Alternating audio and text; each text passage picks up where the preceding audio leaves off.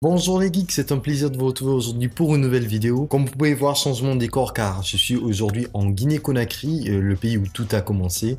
Je suis là pour les vacances. Oui, généralement quand les gens reviennent des vacances, moi c'est le moment où j'y vais. D'ailleurs, je tiens à m'excuser si vous entendez des bruits, c'est parce que le salon n'est pas insonorisé. À droite, vous avez les voitures qui font du bruit. À gauche, il y a un mec qui a décidé de commencer ses travaux au moment même où j'ai commencé à filmer.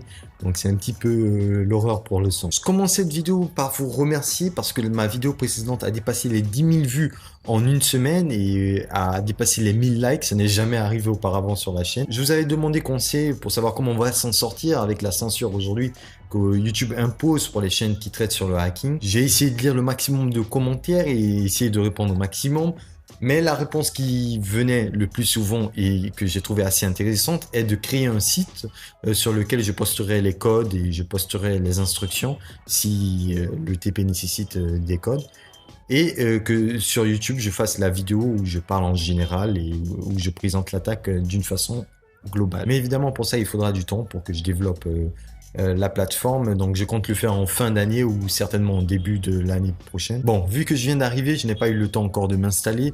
Donc, je fais une vidéo un petit peu à l'arraché. Je vais parler d'un sujet que j'ai toujours manqué de parler dans mes vidéos et dont vous avez toujours demandé. Il est vrai que dans la majorité de mes vidéos, je vous montre la partie exploitation des failles, mais je vous montre pas comment détecter les failles et notamment avoir des informations telles que l'adresse IP. En effet, lorsqu'on décortique le hacking, il en ressort 5 principales phases. Il y a le footprinting et la reconnaissance durant lequel on va essayer d'obtenir le maximum d'informations sur la victime. Ensuite vient la phase du scanning dans lequel on va scanner le système qui nous intéresse afin d'obtenir des informations telles que les appareils qui sont connectés, les ports ouverts, les protocoles utilisés. La troisième phase, c'est le gain d'accès. Donc, on a pu identifier quels sont les ports ouverts, on a pu utiliser les protocoles, on a pu identifier les failles. Donc, on va les exploiter. La quatrième phase que je pourrais rattacher à la troisième, c'est le maintien de l'accès. Donc, une fois qu'on a accès, on doit maintenir ces accès pour continuer à obtenir les informations si nécessaire ou à continuer à analyser ou à gagner encore plus d'accès, de privilèges sur le système. Et la cinquième phase consiste à effacer nos traces, effacer les fichiers logs, les fichiers temporaires, partout où on pourrait laisser nos informations, donc faire en sorte qu'elles n'y restent pas. Aujourd'hui, on va se focaliser sur la deuxième étape qui est le scanning. Je vais vous montrer comment en quelques secondes on peut obtenir des informations telles que l'adresse IP d'une machine, son nom, les ports ouverts, les protocoles utilisés, le système d'exploitation qu'il utilise. Pour cela, la première des choses dont on doit s'assurer, c'est que lorsqu'on est connecté à un réseau, que notre machine obtienne l'adresse IP de façon automatique, donc grâce au DHCP. Sous Windows, c'est très simple, vu que j'utilise là une machine sous Kali Linux qui est virtualisée, donc je dois, sous Windows, m'assurer que les cartes graphiques, que la carte qui me connecte au réseau obtienne une adresse IP de façon automatique. Donc je vais me rendre dans réseau et Internet, dans le centre de réseau et partage, et je vois les cartes. Là, je suis connecté en Wi-Fi, donc c'est la carte Wi-Fi qui m'intéresse. Je rentre, j'accède aux propriétés, IPv4, et là, je vois que c'est l'adresse IP, je l'obtiens automatiquement. Donc c'est parfait. Ensuite, ce que je dois faire, c'est m'assurer que je sois dans le même réseau que les machines qui y sont connectées. Pour être connecté à un réseau, il ne suffit pas d'être branché ou d'être connecté à celui-ci. Pour être dans le même réseau, pardon, il faudrait avoir la même adresse IP réseau. Cela, c'est très simple. Je vais me rendre sur ma machine Kali. Voilà, je vais l'agrandir. Et je tape ifconfig. Donc là, je vois mon adresse IP privée et l'adresse masque. Donc c'est grâce à celle-là que je vais déterminer quelle est la partie réseau et quelle est la partie machine. Là, je vois que l'adresse IP est 255.255.255. Donc, je peux identifier que les 24 premiers bits correspondent à la partie réseau. Toutes les machines qui seront connectées à ce réseau auront pour adresse IP 192.168.1.35 par exemple, .45, .105, etc., etc. Je vais exécuter les deux applications que nous allons utiliser aujourd'hui. Donc, on va utiliser Nmap et Zenmap. Donc Zenmap, il est par défaut installé sur Kali Linux et voilà pourquoi j'utilise Kali Linux. Il y a souvent des gens qui disent non mais pourquoi tu utilises Kali Linux, on peut le faire ailleurs, on utilise Kali Linux, c'est pas moi seulement qui utilise Kali Linux en entreprise et les ethical hackers et tous les pentesters, ils utilisent Kali Linux parce qu'il vient avec des outils déjà préinstallés. Normalement, je dois faire la mise à jour de Kali Linux et notamment de Nmap, mais je ne le ferai pas parce que là où je suis en ce moment, la connexion elle est vraiment lente et on est assez limité en termes de connexion. Quelle est la différence entre ces deux interfaces? Vous pouvez le voir, c'est très facile, c'est que Nmap est en interface graphique, c'est-à-dire l'interface graphique de Nmap. Là, je suis sur un réseau LAN, donc je suis connecté à mon routeur, il y a mon ordinateur connecté, il y a ma machine virtuelle connectée, il y a la deuxième machine virtuelle sous Windows qui est connectée. Voilà, là son adresse IP s'affiche, mais on fera comme si on l'avait pas vu. J'ai aussi mon téléphone connecté et je pense qu'il y a 2 ou 3 autres appareils qui y sont connectés. Mon objectif est de scanner le réseau et d'avoir les appareils qui sont connectés ainsi que leur adresse IP et les ports qu'ils utilisent. La commande basique que je peux utiliser sur Nmap, c'est Nmap. Oh, là c'est en majuscule, donc en minuscule. Nmap et je mets l'adresse IP du réseau. Donc l'adresse IP du réseau, je vous avais dit, c'est 1. Donc toute cette partie, c'était l'adresse IP du réseau. Donc on va mettre 0/24, car les 24 premiers bits représentent l'adresse du réseau. Ça, c'est la commande vraiment basique sur Nmap. Voilà, ils m'ont donné l'ensemble des machines connectées. Je peux agrandir, comme ça on verra mieux. Voici l'ensemble des machines connectées au réseau, dont celle sous Windows, mais là je peux pas revoir. Je peux pas voir. Par contre, je peux voir les ports qui sont ouverts, le statut des ports. Donc j'ai tous ces ports qui sont ouverts, ainsi que les services qui les utilisent, ainsi que l'adresse MAC de la machine. Si je prends cette adresse IP, par exemple, si je veux, je peux essayer de voir quel est le système d'exploitation que la machine utilise. Donc je vais mettre "-o" et entrer l'adresse IP de la machine.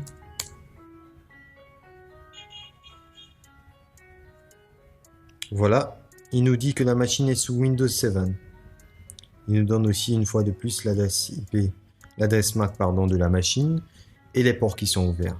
Donc ça fait une deuxième information que j'ai obtenue. On peut continuer comme ça en lançant les différentes commandes. D'ailleurs, je peux voir l'ensemble des commandes en tapant Nmap help pour avoir la liste des commandes que je peux utiliser. Alors je peux continuer comme ça avec plusieurs commandes, ou je peux aussi décider d'utiliser des scripts. Il y a des scripts qui facilitent l'utilisation de Nmap, donc de trait script. Le script par défaut, on peut utiliser par exemple, et vous verrez que j'aurai bien plus d'informations et des informations bien plus importantes que celles que je viens d'avoir, notamment le nom de la machine, parce que là je n'ai pas eu le nom de la machine, j'ai eu l'adresse IP. Mais voilà, là, j'obtiens le nom de la machine. Windows Server Name, Victim. Victim, j'avais utilisé, j'utilise pour mes TP ce nom pour la machine. J'ai le nom de l'utilisateur, ça aussi qui est une information très importante. J'ai le nom de l'utilisateur qui est connecté. J'ai une fois de plus l'adresse, le système d'exploitation, mais là, on me dit même la version du système d'exploitation. Donc, je peux voir que c'est Windows 7 Home Basic.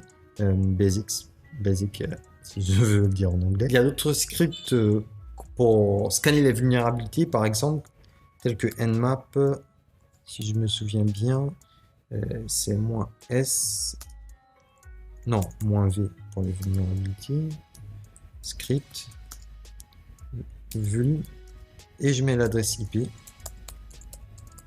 de la machine. Et là, il va scanner et il va détecter les failles, faiblesses et vulnérabilités de la machine en question, notamment en nous donnant une fois de plus les ports, le statut des ports, les services utilisés. Donc voilà à peu près le résultat que vous obtiendrez pour ce script là. Il y en a des dizaines de scripts, vous pouvez vérifier sur internet, il y en a des dizaines.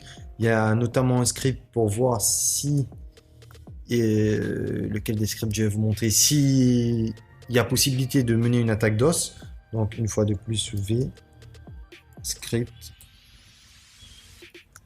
DOS et vous donnez l'adresse IP et ça vous dira, ah pardon, c'est bien la bonne commande, mais c'est juste que je vais taper script à la place de Nmap.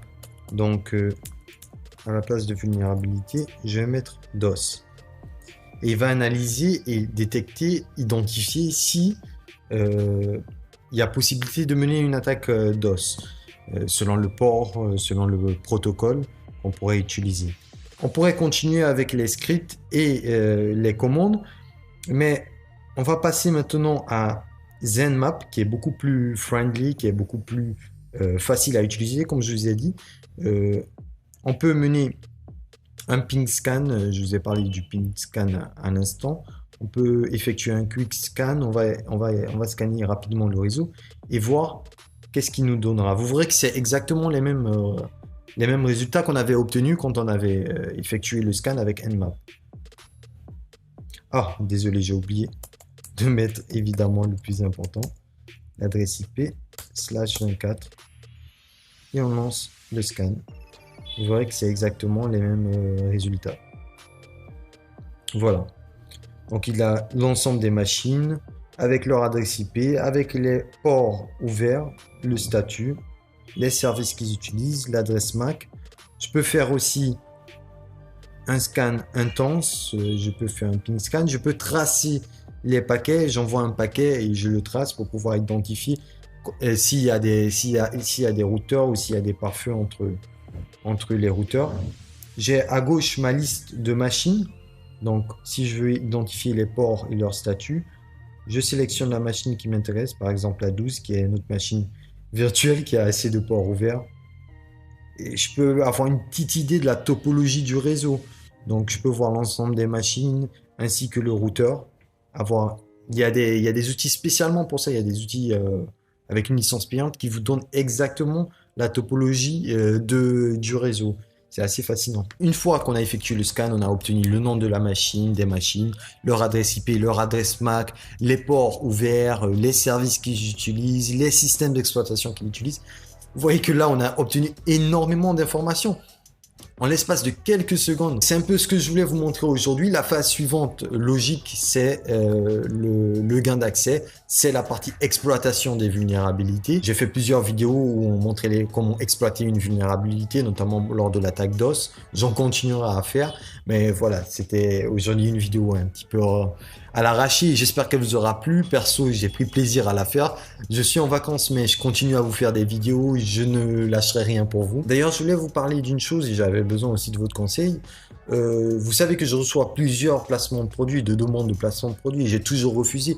Pourquoi? Parce que moi, la chaîne, je le fais pas pour l'argent, comme je vous ai dit.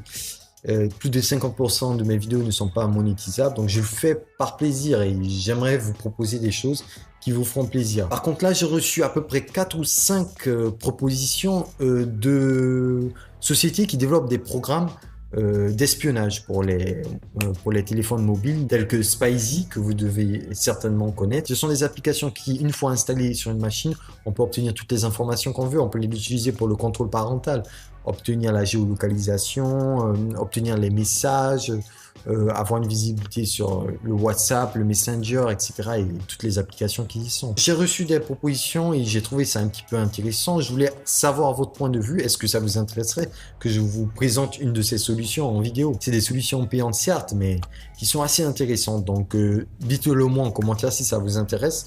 Comme je suis en vacances, je pourrais en profiter pour vous faire une vidéo sur l'un des programmes que j'aurais choisi. Entre temps, si cette vidéo vous a plu, hackez-moi les pouces bleus. Laissez-moi vos impressions en commentaire. Abonnez-vous à la chaîne si vous venez de nous rejoindre. Je vous dis à la semaine prochaine les amis. Prenez soin de vous. Pour ceux qui sont en vacances comme moi, profitez de vos vacances. C'était WakedXY pour vous servir. Ciao.